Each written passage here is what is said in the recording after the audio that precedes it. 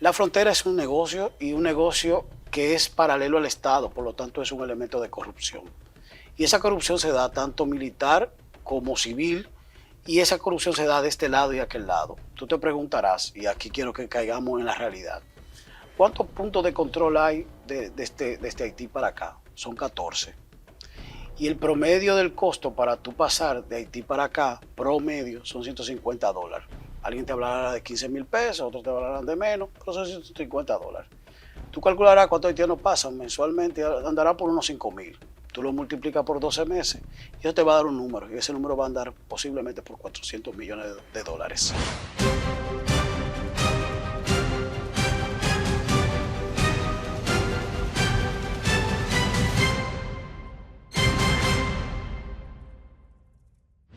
Seguimos en el Demócrata TV desde las 6 de la mañana, de lunes a viernes, este matutino, 2 horas de pura información. Nuestro grupo de comunicación se expande, como siempre les digo, a lo largo y ancho de todo el territorio nacional. Esta Casa de la Democracia, Teleradio América, gracias a la familia García, don Luis y Carolina García por confiar. Esta propuesta de comunicación se ha convertido ya en un ejercicio arduo y disciplinado de informarles. De la misma manera, la familia Micheli, Canal 42, todos los días de lunes a viernes desde Romana a nivel nacional, CTV, Canal 1, don José Clase, Damián Báez, gracias por el apoyo. Desde Teleuniverso también Santiago, domingo 7 de la noche, y TVIC Hispanic para todo Estados Unidos y Europa, el resto del planeta. Estamos bueno, diferentes horarios para que no haya excusa, igual en las redes sociales y nuestro diario digital, eldemócrata.do. Pablo Ulloa, gran amigo, ha convertido al Defensor del Pueblo en una institución confiable, creíble, que se hace presente sin que se le convoque incluso de una manera proactiva. No sé cómo le ha dado el tiempo a propósito del gran equipo que tiene Pablo, pero se levanta a las 3 de la mañana y ya está activo. Compartimos una agenda muy seguida, una gran amistad. Me honra y me llena de satisfacción darte la bienvenida en el Demócrata TV, Pablo. Gracias a ti, y esa es la ventaja de tener 24 años de amistad, que quizás tú me pones unos elementos adicionales, pero es por los afectos. Sí tengo que significar que el equipo del Defensor del Pueblo es que ha hecho estas transformaciones. Ha habido una sinergia y ha habido un objetivo común, que es poder crear una institución. Y ese ha sido el esfuerzo que nos ha llevado, nos ha guiado y ha podido orientar los pasos que hemos dado. Se ha institucionalizado, se han creado procesos, se han certificado internacionalmente, se ha creado una sede central por primera vez. Y creo que hay un legado que vamos a poder dejar, que al fin y al cabo eso es lo que termina siendo todo demócrata, como es tu nombre y es parte, yo creo que de la marca que tú has ido construyendo. Y en democracia lo que creamos son instituciones. Así es. Entonces te agradezco enormemente y era una deuda que tenía. Independientemente hablemos continuamente, pero tenía que venir a tu medio como tal. Así es, un gusto y de verdad que me siento orgulloso del trabajo que has Amén. hecho. Desde que te postulaste hace ya 3 años, te preguntaba, 2, no, 3 años, wow.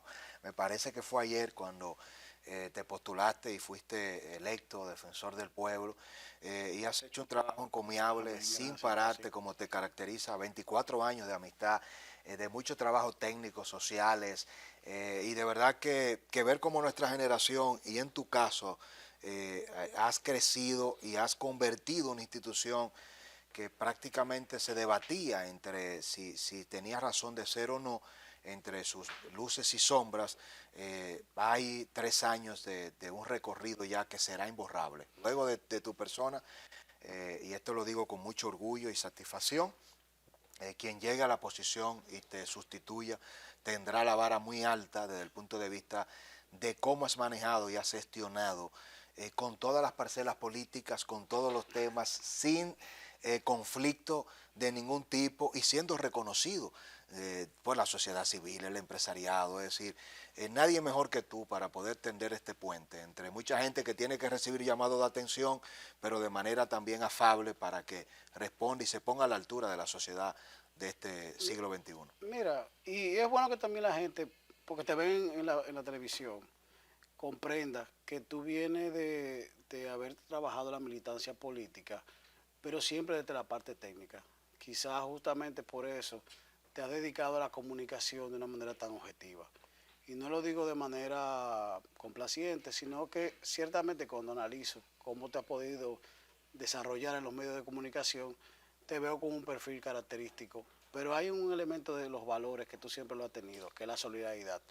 Te lo digo porque hemos tenido amigos en común que le han pasado situaciones y tú de manera proactiva, sin tener ningún tipo de relación comercial, te has mostrado identificado inmediatamente y has tratado de ayudarlos en el manejo de situaciones que le han pasado. Ciertamente, la ventaja de ser un defensor del pueblo de manera independiente, como fue la postulación y la lucha por enarbolar el artículo 11 de la ley 1901, que no tuviese activismo ni partidarismo, permite que uno fije posición.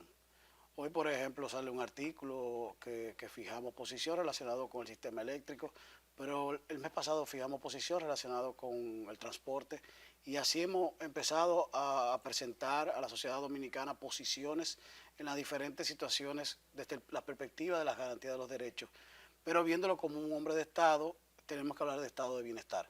Por eso hemos decidido iniciar estas publicaciones como una manera de que podamos analizar todo este esquema de Estrategia Nacional de Desarrollo y yo saludé incluso el hecho de que el presidente hablara de República Dominicana 2036. Ahora, esa posición de neutralidad permite que nosotros podamos llamar la atención al funcionario que no hace la función que le corresponde y al mismo tiempo podamos decir las cosas que sí van bien. Pero de igual manera podemos generar tensión en la sociedad, como por ejemplo el caso de los discapacitados, cuando fijamos posición relacionada al reglamento de la ley de autismo e inmediatamente nos explicaron en qué etapa estaban y la publicación del mismo reglamento a las fines de consulta en la página de la consultoría jurídica. Entonces, hay un nivel de credibilidad, un nivel de legitimidad que ya en esta etapa es muy importante. Yo creo indiscutiblemente que la primera etapa fue una etapa un tanto difícil porque tú tenías que presentar credenciales a la sociedad, legitimar una institución, poder ganarte el liderazgo a lo interno, porque yo no llegué con un plan de sacar personas y venir con una persona nueva. Yo asumí la institución con lo que existía, traje personas relacionadas con los organismos internacionales que he trabajado, llamé a concursos en diferentes situaciones y promoví internamente procesos, pero basado en un plan estratégico institucional que se hizo con consultas a la sociedad civil y demás órganos. Incluso fue a través del Programa de Naciones Unidas para el Desarrollo para darle legitimidad a las universidades. Y eso es lo que hemos venido haciendo de manera constitucionaria todos estos años. Y por eso ya prácticamente el 80% del plan estratégico está conseguido, que es lo más importante y es el legado, esos 49 resultados estratégicos. Qué interesante. A propósito, estuviste presentando hace pocos días la rendición de cuentas de tu tercer año, rendición de cuentas 2023. En un resumen estratégico, ¿cuáles serían esos puntos de las grandes luces que se ha logrado en este tercer año y cuáles serían, por otro lado, los desafíos? ¿Hacia dónde apunta el Defensor del Pueblo como institución en aquellas asignaturas pendientes todavía que entiendes tú que se debe seguir avanzando? Mira, Francisco, la ley lo que plantea, la ley 1901, lo que plantea es que nosotros mandemos un informe a las cámaras. Nosotros por un valor ideológico y filosófico que es la transparencia, nosotros le pedimos a los presidentes de cámara que nos permitan hacer un discurso de rendición de cuentas a ellos como presidente y a los senadores y los diputados, porque creemos que así como nosotros exigimos, tenemos que tener la humildad suficiente como servidores públicos de presentar. Por eso, de los legados que estamos dejando es ser la institución autónoma, extrapoder, con mayor transparencia, según la Dirección General de Ética Gubernamental, con 98.55. No es obligación porque somos un órgano constitucional extrapoder, pero lo hacemos porque creemos en ese valor. Aparte de eso, nosotros somos el único que tiene un sistema de transparencia financiera avalado por un protocolo que trabajamos 1 año y 5 meses con el Ministerio de Hacienda y Presupuesto, los cuales garantizan que nosotros estamos teniendo todos los lineamientos al respecto. Pero desde el punto de vista interno, nosotros certificamos el servicio al ciudadano, que fue la primera norma de calidad ISO que logramos. Garantizamos la transparencia y el antisoborno con 2 normas ISO distintas. Nosotros creamos una carrera defensorial que permite la estabilidad del compañero y compañera que está en la institución luego de haber sido formado, evaluado y ya quedarán justamente como parte del equilibrio en cuanto al garantismo, que era uno de los componentes que planteábamos en nuestro plan, en nuestra propuesta de valor que pasó a ser el plan de gestión. en la parte de garantismo, no solamente hicimos la transformación organizacional basado en 4 procesos, como dijimos, la parte de servicio al ciudadano, la parte de investigación, la parte de notificación y litigio, sino desde el punto de vista educativo. Hemos hecho un despliegue con la Constitución animada, los talleres y las charlas que han permitido que más de 100.000 personas en el 2023 fueran impactados. 100.000 personas. Porque Wow. ahí tenemos justamente los policías que impactamos, que fueron más de 10.000, los comunitarios, la parte de los estudiantes, tanto niños ni adolescentes, los directores de centro, la parte universitaria, o sea, todos los grupos etarios y los segmentos que hemos podido lograr. Además, hemos invertido buen recurso en la parte de investigación y desarrollo. Por eso en diciembre pudimos traer al nieto de Nelson Mandela para presentar el primer informe nacional de derechos humanos, y en coherencia institucional dijimos, el derecho fundamental más violentado en República Dominicana es la salud, pero ahora el 17 y 18 estamos convocando a todos los actores del sistema de seguridad social de la República Dominicana a que hagamos un congreso que se va a hacer justamente para poder analizar salud y seguridad social. Y en la nueva legislatura, que inicia el 16 de agosto, ya el Defensor del Pueblo va a llevar una propuesta neutral, porque van a estar los pacientes, van a estar las AFP, las ARS, los dueños de clínicas, el colegio médico, los legisladores, por ejemplo, Burgos, que es el presidente de la Comisión Bicameral, incluso yo hablé con él el viernes, para ponerte invitados internacionales como la OPS, la OIT, va a estar también expositores españoles.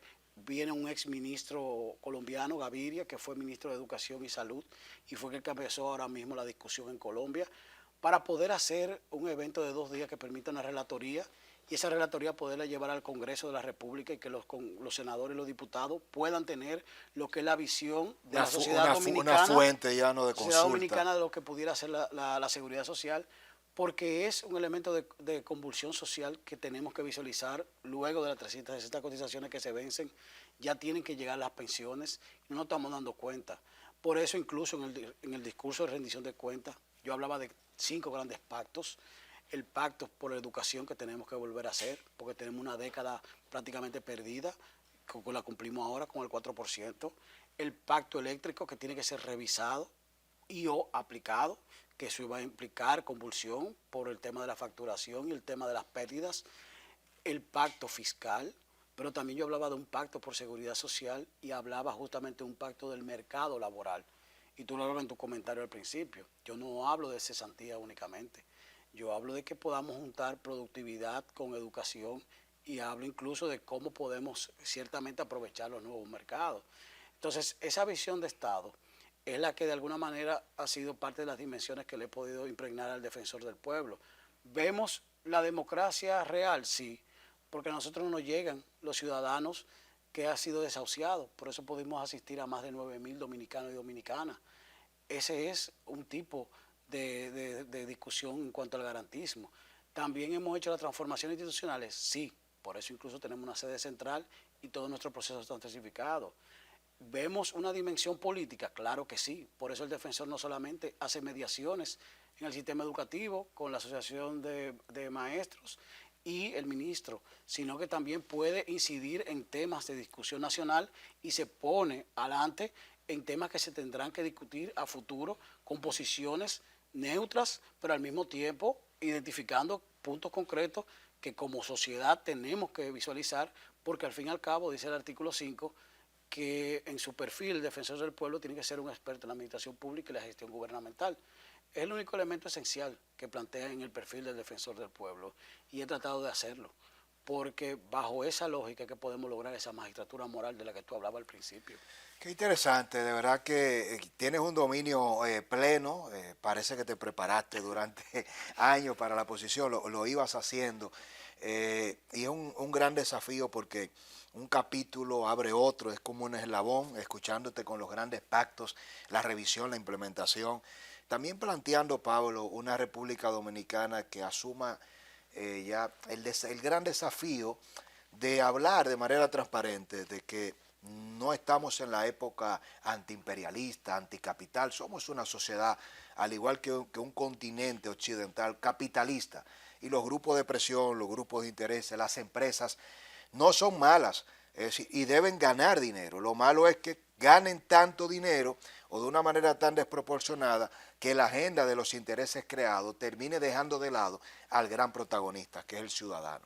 A propósito de, es mi abordaje, es lo que trato siempre de hacer, es decir, bueno, el capitalismo ni es bueno ni es malo, la deshumanización del capitalismo sí, porque al final ni los vehículos ni las casas conversan ni entran en la discusión de si está bien o mal. Una persona que es muy rica, multimillonaria, termina donándolo todo para sentir felicidad, qué paradoja. Claro. Y muchos perdemos la vida tratando de tener algunos de esos bienes y nunca lo llegamos a poseer. Quiero conversar contigo al respecto de diferentes temas muy sensibles que impactan a la República Dominicana y que creo que no hay nadie como tú, como defensor del pueblo, para poder arrojar luz.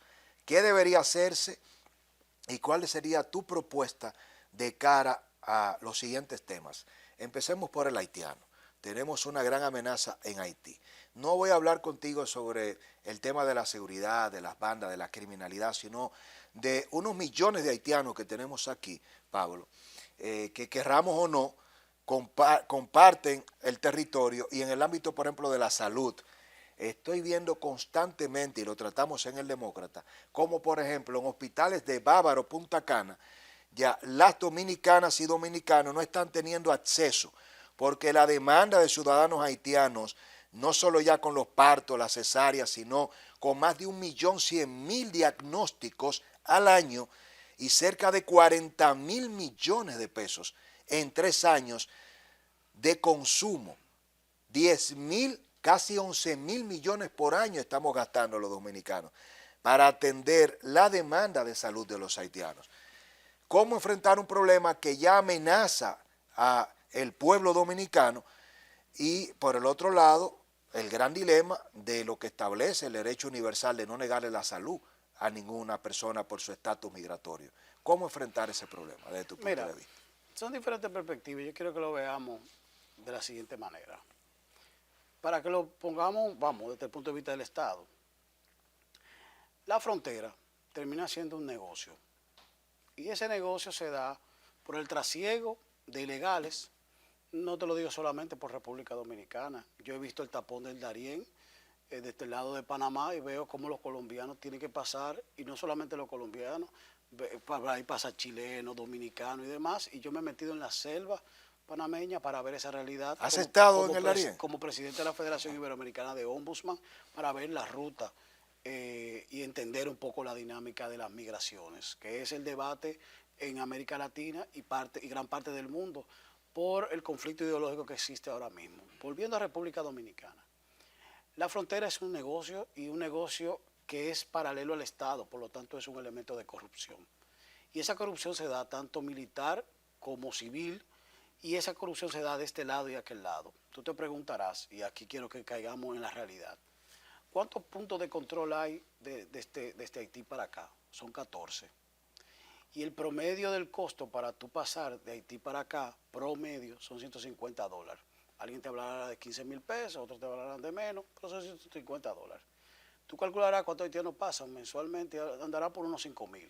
Tú lo multiplicas por 12 meses y eso te va a dar un número, y ese número va a andar posiblemente por 400 millones de dólares. 400 millones de dólares. Solo mafia migratoria. Tú le vas a sumar a eso, a ese número, le vas a sumar lo que son justamente las visas. Y le vas a sumar a ese número los permisos laborales.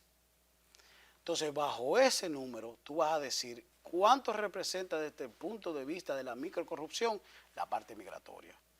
Ese dinero debiera ser parte del Estado.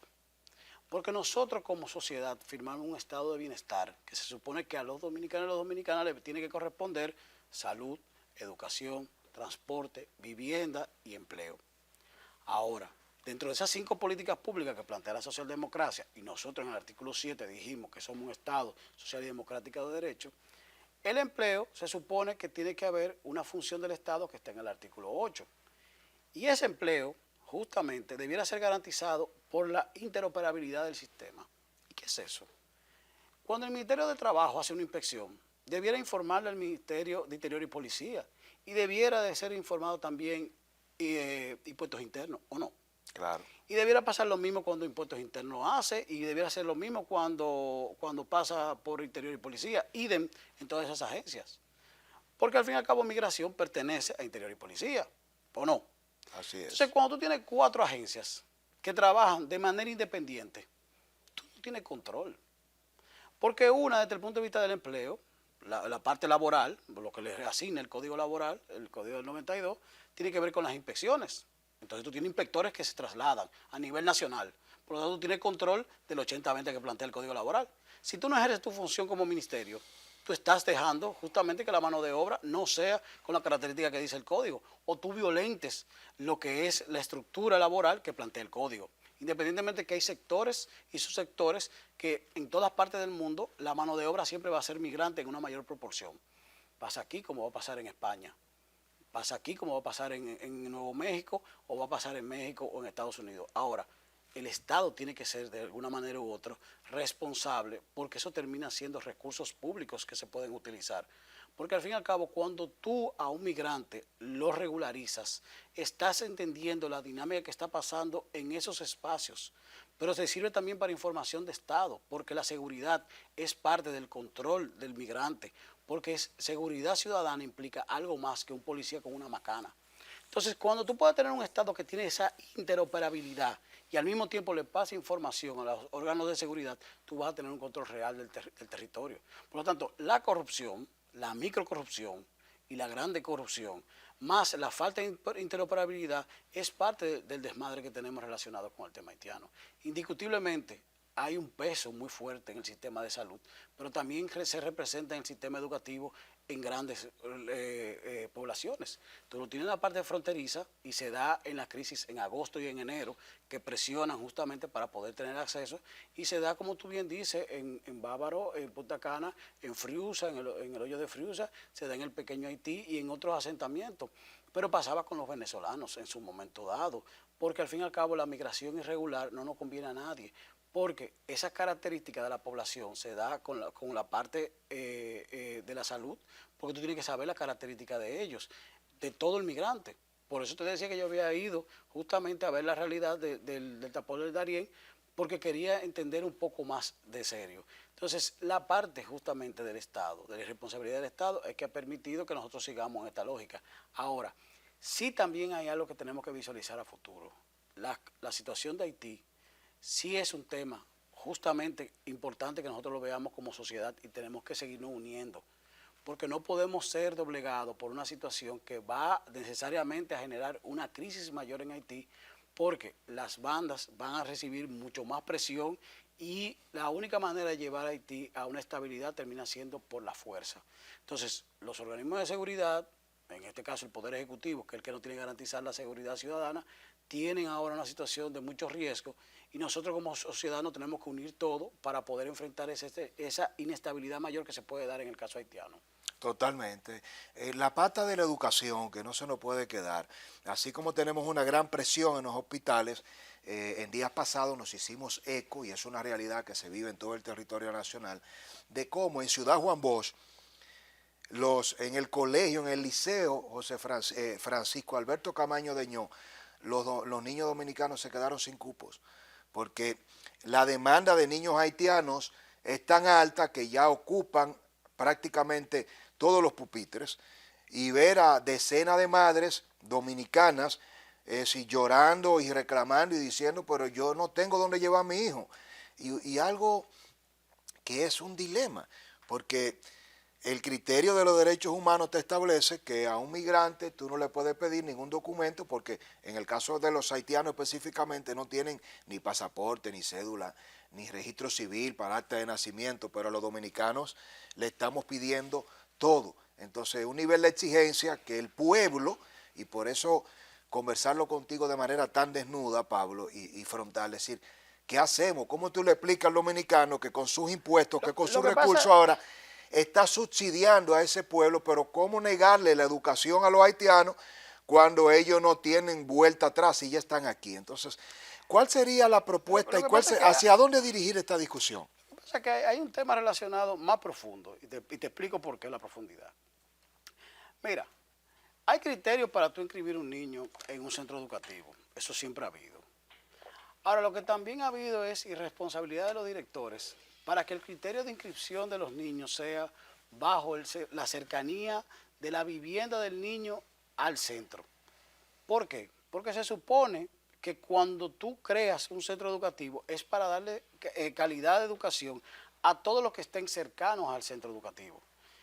Por eso la lógica de poder crear las tandas extendidas, porque era un mecanismo de que los padres pudieran dejar el niño desde las 6:30, 7 de la mañana y poder irlo a recoger a las 5:30, 6 de la tarde. Entonces se supone que los directores tienen que partir por dónde vive el niño para poder darle el cupo o no. Y eso viene desde el primeros grado. Eso viene si tú tienes ya inicial, tú lo haces, si no básica, de primero de primaria, como se le llamaba anteriormente. Ahora, esa dinámica es un flujo. Si se habilita un cupo, se supone que el cupo que yo estoy habilitando es para alguien del sector. Entonces, por eso te digo que hay criterios, hay una lógica operacional del sistema y si no se da esa lógica, a quien hay que cuestionar al director del centro. Porque se supone que si yo me mudé en el entorno, por ejemplo, en este entorno, el liceo que está en este entorno, que es Jardines del Norte, el Guatemala, que está aquí arriba, por Urbanización Real. Entonces se supone que todos los niños que están en el Guatemala tienen que ser del entorno. Entonces si te aparece alguien que viene justamente de otro lugar, puede ser de restauradores y demás, hay un problema relacionado justamente con el director del centro. Entonces yo creo que ahí entra justamente otro de los problemas de República Dominicana, que es la supervisión y el régimen de consecuencias.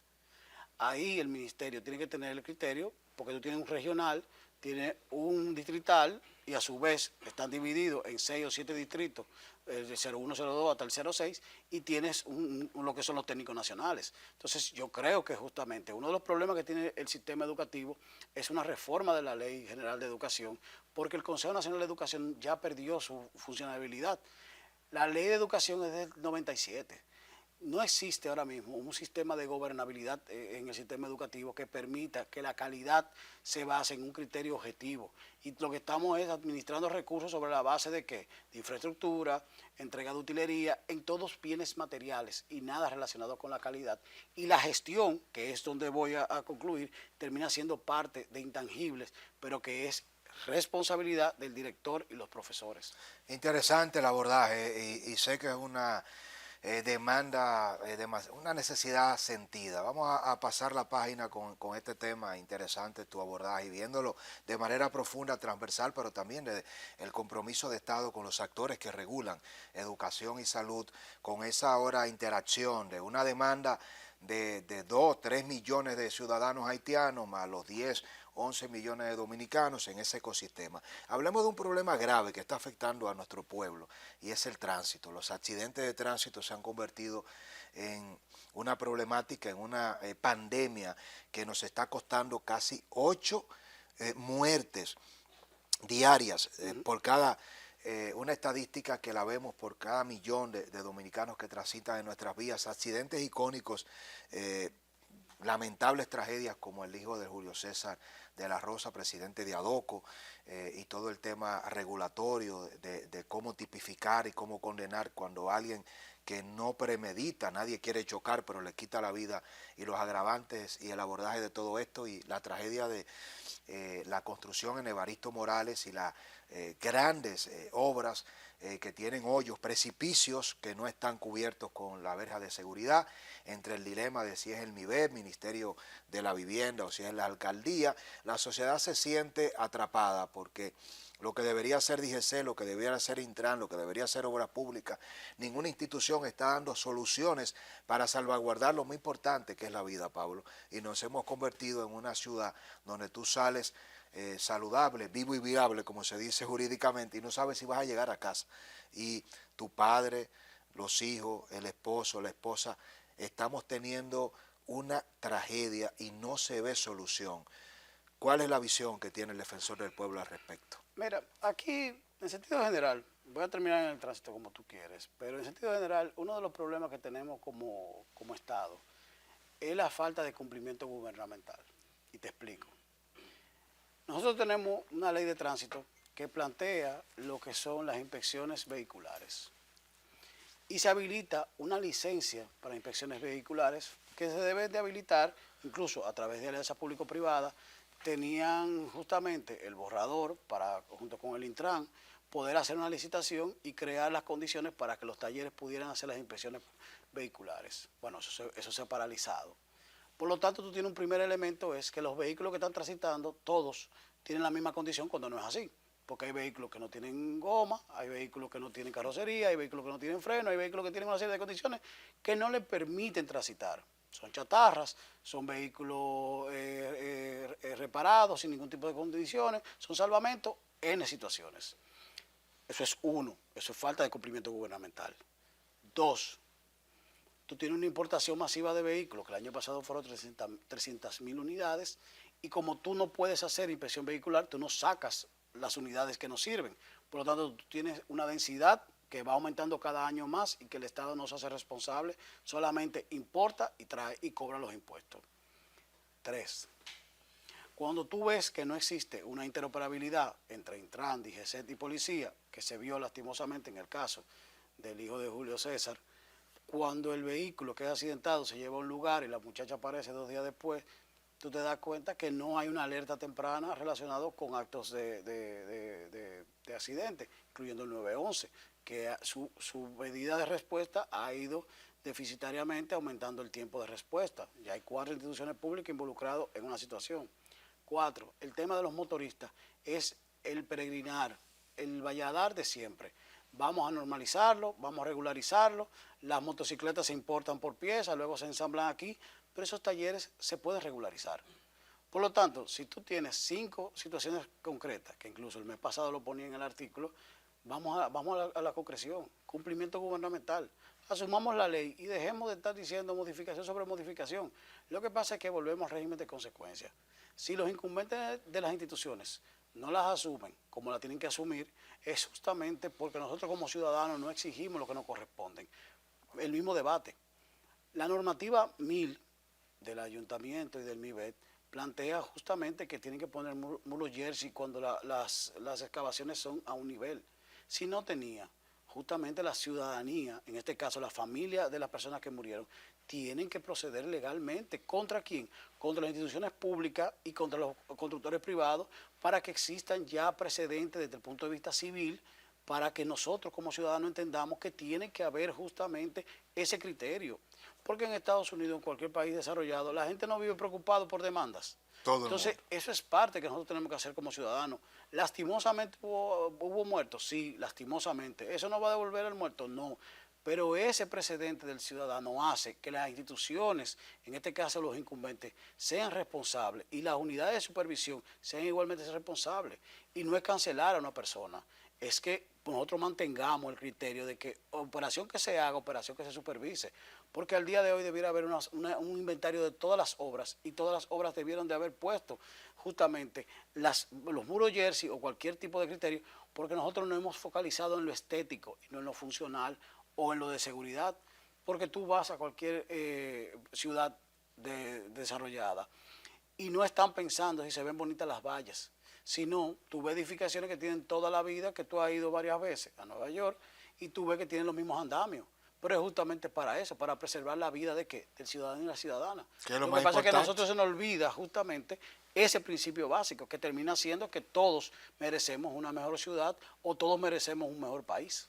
Y me llama la atención lo que señalas, evidentemente en tiempos de respuesta del 911, el tema del Intran con la crisis de gestión, sacar las chatarras, porque estamos creando corredores, pero seguimos con la presión de los sindicatos. Entonces tú dices, pero ¿cómo enfrentamos un dilema donde tú tienes unos empresarios sindicales que ven como una amenaza al transporte colectivo y no puede haber solución a tú hacer más viable una ciudad que crece en un parque vehicular con millones de motoristas que a su vez no entienden que ponerse el casco no es un problema de cuando ves el agente de la DGCET, es salvar tu vida? Entonces hay un tema de cultura, de prevención, pero de regulación, porque si algo queda claro hoy día en cualquier sociedad del planeta, y por eso tu enfoque es correctísimo, es que nunca el bien se impone solo.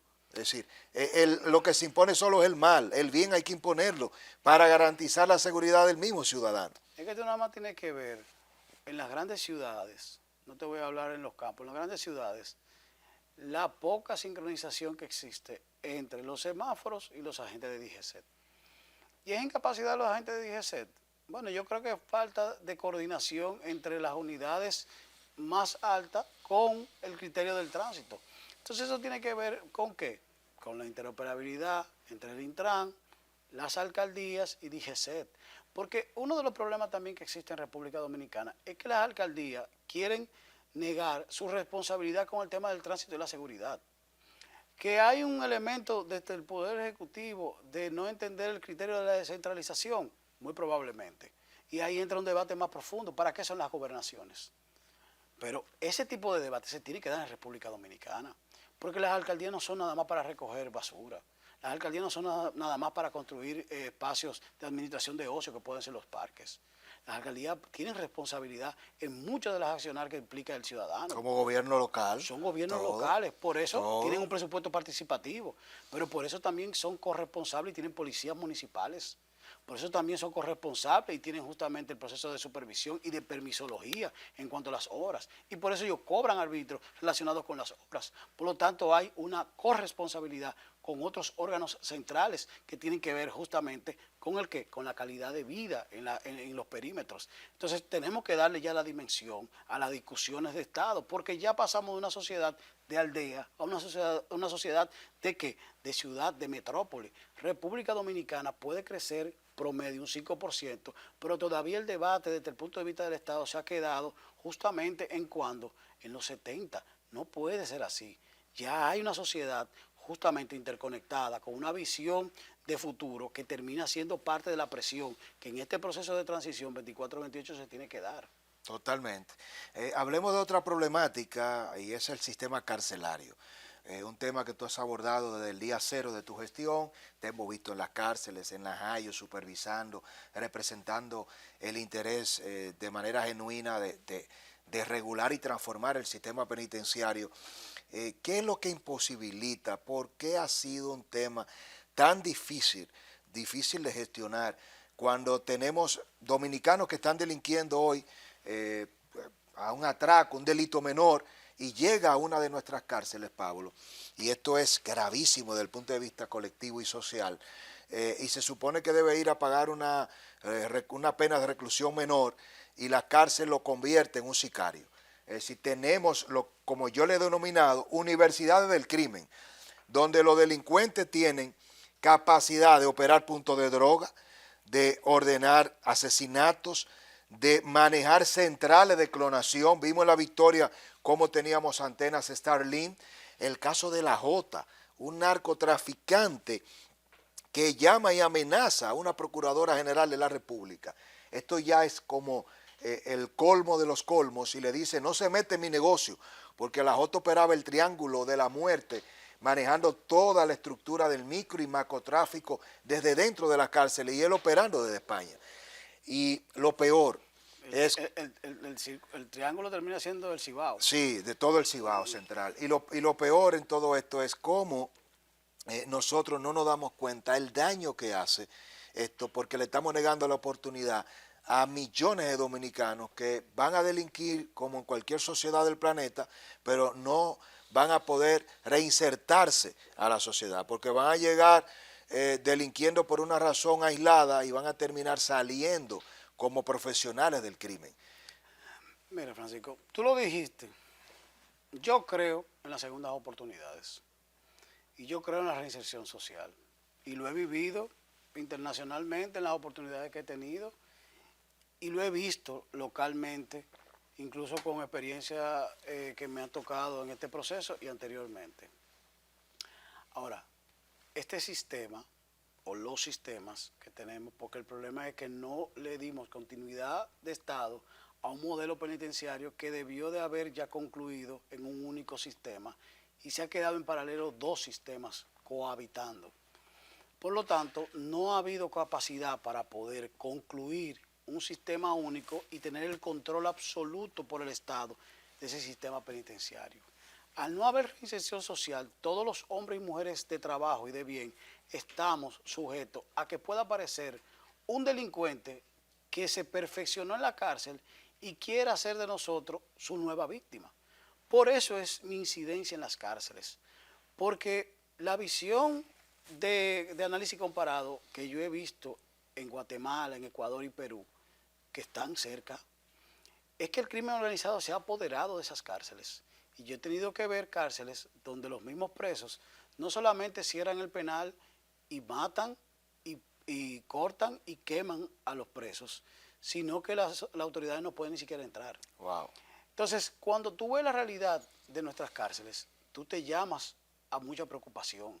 Nosotros no solamente hemos sido críticos, sino hemos apoyado a la Dirección de Prisiones en muchos procesos, en medio libre, en la parte de eliminación del uso de efectivo, en la resolución relacionada con la eliminación del uso de teléfono, en el levantamiento de la información de los privados de libertad, incluso desde el punto de vista antropológico contratamos a Tajira Vargas, desde el punto de vista estadístico hicimos un levantamiento. O sea, ha habido muchos procesos que nosotros hemos incidido, claro, dentro del marco del respeto institucional, porque el Ministerio Público es el responsable de las cárceles, la Dirección General de Prisiones es la autoridad, pero nosotros, por este trabajo tan profuso, que el año pasado, por ejemplo, se visitaron las 44 cárceles y se levantó el perfil de las 2.500, los 25.000 privados de libertad, es que hemos podido incidir tanto. Ahora, nosotros sí hemos sido críticos que aquí se abusa de la prisión preventiva como medida de coerción.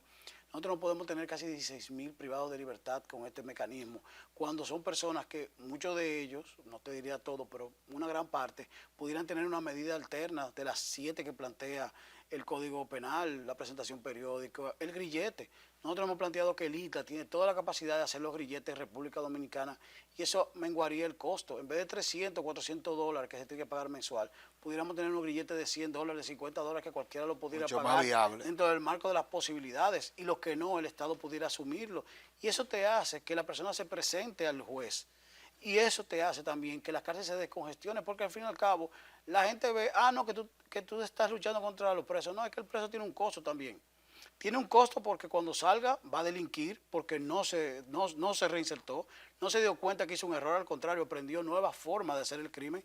Y segundo, económicamente, la alimentación, toda la seguridad y demás tienen un costo. Entonces, la prisión necesita mayor capacitación, nueva contratación del personal, sistema de seguridad, los arcos y demás, tecnología para las cámaras, para el perímetro, tener el control y que exista un único modelo.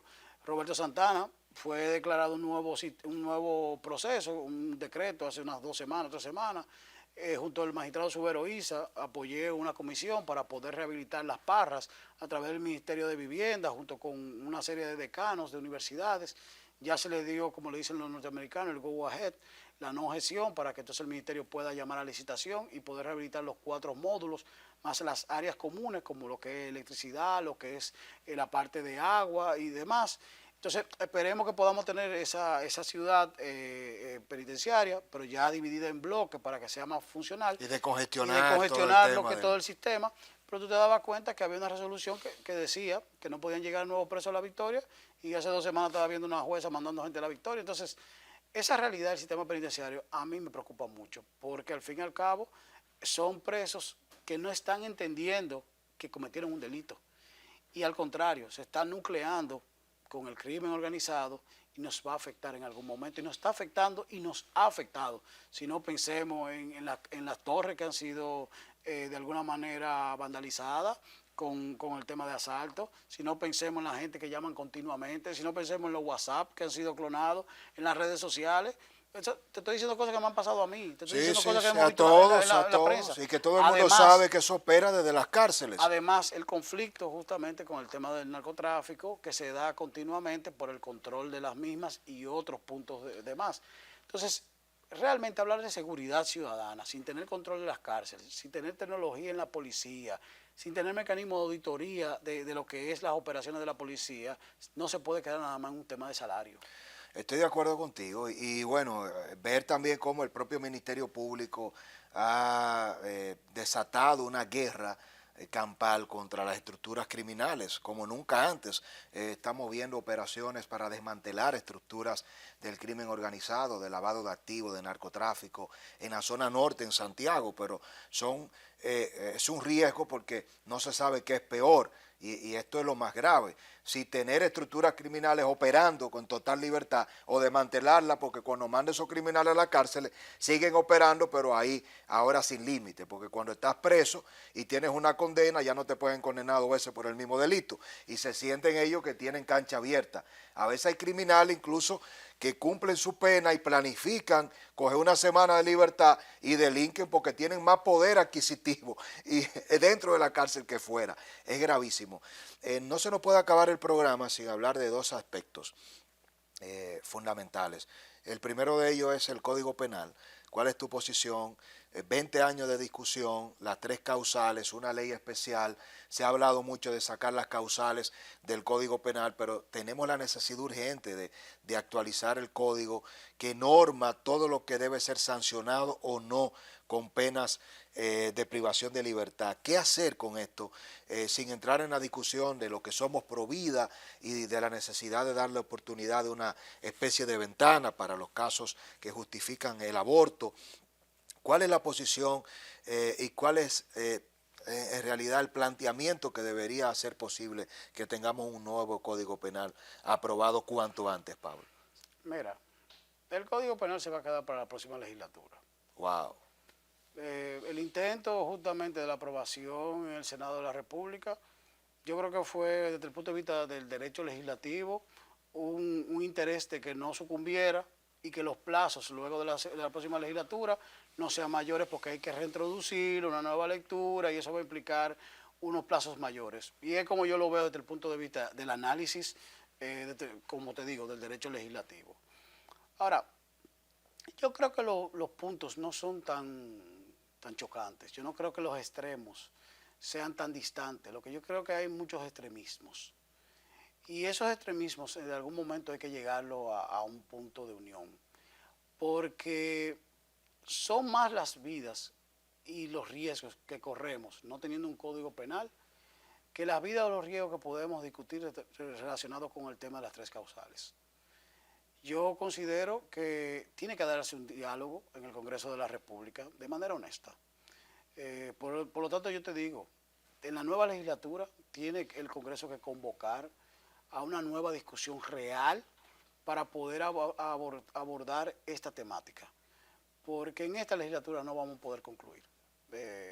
Yo considero que ya luego del 16 de agosto, si la sociedad dominicana tiene que enfocar eso dentro de sus prioridades, y creo que el Congreso de la República lo tiene dentro de sus prioridades, para poder justamente analizar cómo vamos a poder poner un código penal de los 1800 en situaciones de lo que es el crimen del siglo XXI, que es el debate real. Bueno, y ya que hemos esperado tanto, también creo que tu posición es sensata, no se debe apresurar, aunque hemos esperado demasiado. 2 minutos finales para la posición de Pablo Ulloa, defensor del pueblo, respecto de las grandes reformas convocadas por el presidente Luis Abinader.